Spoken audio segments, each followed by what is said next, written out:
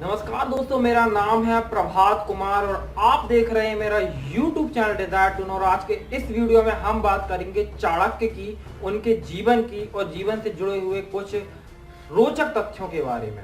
लेकिन आगे बढ़ने से पहले बस यही कहूंगा कि मेरे चैनल को आप सब्सक्राइब कर लीजिए, क्योंकि इसमें हम ऐसे इंटरेस्टिंग और नॉलेजेबल टॉपिक्स पर वीडियो अपलोड करते रहते हैं। दोस्तों, चाणक्य का जन्म कब हुआ था, कहाँ हुआ था और कैसे हुआ था, इसके विषय में अभी तक कोई ऐसा पुख्ता प्रमाण नहीं मिला है जो इस बात को प्रमाणित कर सके।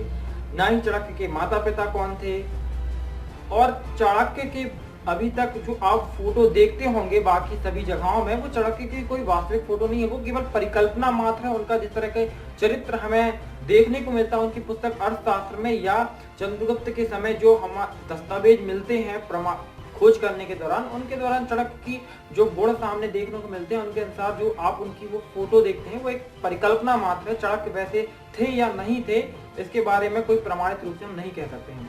तब चाणक्य का जन्म कब कहाँ हुआ था, इसके विषय में अलग अलग सिद्धांत है। कुछ कहते हैं कि चाणक्य कर्नाटक के थे और वो शिक्षा ग्रहण करने के लिए उत्तर भारत आए हुए थे और वो बाद में यहीं रुक गए। एक सिद्धांत ये कहता है कि चाणक्य का जन्म केरल में हुआ था और वो अपने पुत्र के साथ वाराणसी कुंभ के मेले में आए थे। यहाँ पे उनका पुत्र उनसे गुम गया। कई जगह ऐसा लिखा होता है कि उनकी पुत्री थी और वो उनसे गुम गई। उसके बाद फिर चाणक्य कभी केरल वापस लौटे ही नहीं। कुछ जगह ऐसा देखने को मिलता है, पढ़ने को मिलता है कि चाणक्य का जन्म पाकिस्तान में जो रावलपिंडी है, तक्षशिला रावलपिंडी, वहां पे हुआ था। और कुछ जगह यही बताया जाता है कि चाणक्य की मृत्यु भी तक्षशिला में हुई थी। अब चाणक्य के बारे में एक और सिद्धांत ये आता है कि चाणक्य का जन्म पंजाब के चड़क जो क्षेत्र है वहां पे हुआ था। तो जो भी हो, चाणक्य के विषय में जन्म कहाँ हुआ, मृत्यु कहाँ हुई, इसका कोई भी अभी तक पुख्ता या प्रमाण जानकारी नहीं मिल पाई है। चाणक्य के पिता चड़क थे और माता चंडेश्वरी थी। अब चूंकि चाणक्य चंद्रगुप्त के समकालीन थे, चंद्रगुप्त के साथ ही में थे, और चंद्र जो गुप्त का काल था वो आज से करीबन 2300 साल पहले था। तो हम ये मान सकते हैं कि चाणक्य का जन्म आज से 2300 साल पहले ही हुआ होगा। नंद वंश का जो अंतिम शासक था घनानंद, उसका जो प्रधानमंत्री या महामंत्री था मुद्रा राक्षस, उसने अपनी पुस्तक भी लिखी। उसने अपनी मुद्रा राक्षस करके एक पुस्तक भी लिखी है। उसमें ये बताया गया है कि जो चाणक्य है उसका मूल नाम विष्णुगुप्त है। और इसके बारे में केवल उसी किताब में ऐसा नाम मिलता है। कई जगह से कौटिल्य कहा जाता है कि जो अर्थशास्त्र पुस्तक है उसमें ही ऐसा कहीं वर्णन है कि उनका नाम कौटिल्य के नाम से वर्णन किया गया है। कई जगह ऐसा बताया जाता है कि जो कौटिल्य उनका गोत्र था और गोत्र से ही उनका कौटिल्य बता दिया गया है नाम। लेकिन अब बात आती है कि कौटिल्य या कौटल्य, ये भी एक बड़ा विवाद का विषय होगा कि कौटिल्य था या कौटल्य था। तो गोत्र से ये तो पता चलता है कि कौटिल्य कौटल्य था, लेकिन अभी भी वो रूप से प्रमाणित नहीं हो पाया है। अब जो चाणक्य थे उन्होंने अर्थशास्त्र नाम से एक पुस्तक लिखी थी। नाम से तो ऐसा लगता है जैसे इसमें अर्थशास्त्र के बारे में भाई बहुत सारी जानकारियां उन्होंने दी होंगी, लेकिन उसमें अर्थशास्त्र की कोई जानकारी है ही नहीं। उसमें तो एक राज व्यवस्था कैसी चलनी चाहिए उसके विषय में उन्होंने एक ब्लूप्रिंट तैयार किया था, उसे अर्थशास्त्र पुस्तक में उन्होंने लिख दिया था। तब ये कह सकते हैं कि 2300 साल पहले चाणक्य ने विश्व में सबसे पहले संविधान की परिकल्पना दी थी। उसमें उन्होंने बताया था कि राजा कैसा होना चाहिए। राजा को 3 घंटे से अधिक, 3 या कई जगह 4 घंटा लिखा हमने पढ़ा हुआ है कि 4 घंटे या 3 घंटे से ज्यादा राजा को नहीं सोना चाहिए। राजा प्रजा के लिए पिता के समान होता है, उसे पुत्र के साथ कैसा व्यवहार करना चाहिए, राजकोष को कैसे बढ़ाना चाहिए। ऐसी बहुत सारी बातें अर्थशास्त्र में दी हुई है कि उन्होंने भ्रष्टाचार कैसे रोका जाए, इसके विषय में भी बहुत सारी बातें अर्थशास्त्र में बताई हैं। और उसका जो मूल सबसे बड़ी बात उन्होंने भ्रष्टाचार को रोकने के संबंध में बताई है वो ये है कि जो अधिकारी हैं उनको एक ही विभाग में बहुत लंबे समय तक ना रखा जाए, उनका तबादला कर दिया जाए जल्द से जल्द दूसरे और विभागों में।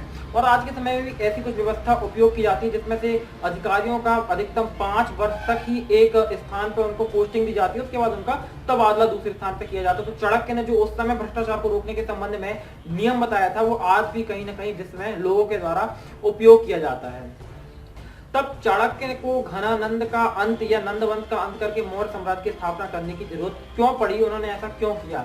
तो जो चाणक्य थे वो काले थे और एक बार घनानंद कई जगह घनानंद वर्णित मिलता है जो नंदवंत का अंतिम शासक था, कई जगह उसी का नाम महानंद लिखता है। जो आप कहीं ऐसा पढ़े घनानंद या महानंद तो कंफ्यूज ना हो, महानंद या घनानंद एक ही चीज है।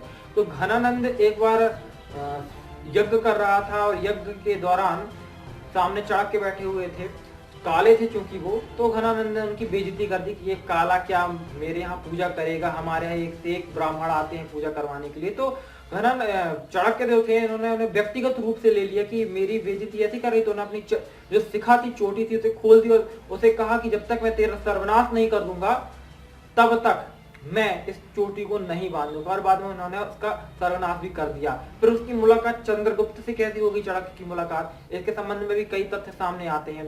कई बार ऐसा तथ्य मिलते हैं कि जो चंद्रगुप्त था एक अपने बच्चा था, जब बालक था तब अपने गांव बस्ती में वो एक खेल खेल रहा था जिसमें वो राजा की भूमिका निभा रहा था और आदेश दे रहा था भ्रष्टाचारियों को सजा देने का।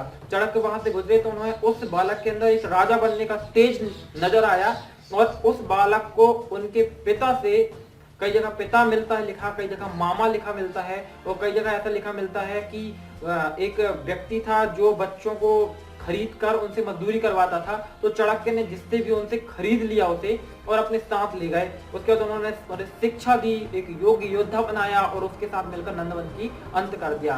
लेकिन कुछ जगह ऐसा वर्णित मिलता है कि चंद्रगुप्त और चाणक्य ये युवावस्था में मिले थे, यानी चंद्रगुप्त खुद नंदवंश का अंत करना चाहता था, वो एक युवा था और ऐसे में उनकी मुलाकात चाणक्य से हो गई थी और उन्होंने आपस में मिलकर नंदवंश का अंत किया था।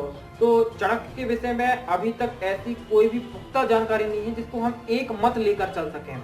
बहुत सारे मत सामने आते हैं, बहुत सारे ग्रंथ सामने आते हैं, बहुत सारी किताबें सामने आती हैं जिसमें चाणक्य के बारे में अलग अलग डिफरेंट तरह की जानकारियां मिलती रहती हैं। तो फिलहाल में जो जानकारियां मुझे थी मैंने कलेक्ट कर पाया था या मैं जानता था, मैंने आपके साथ शेयर कर दी। आगे कोई जानकारी मिलेगी तो मैं आपके साथ जरूर शेयर करूंगा। तब तक के लिए लेता हूं आपसे विदा, बस जाते जाते यही कहूंगा कि वीडियो आपको पसंद आई है तो चैनल को सब्सक्राइब करिए, वीडियो को लाइक करिए, कमेंट करिए, सोशल मीडिया पर शेयर करिए। तो आपका धन्यवाद कि इस वीडियो को आपने आखिरी तक देखा।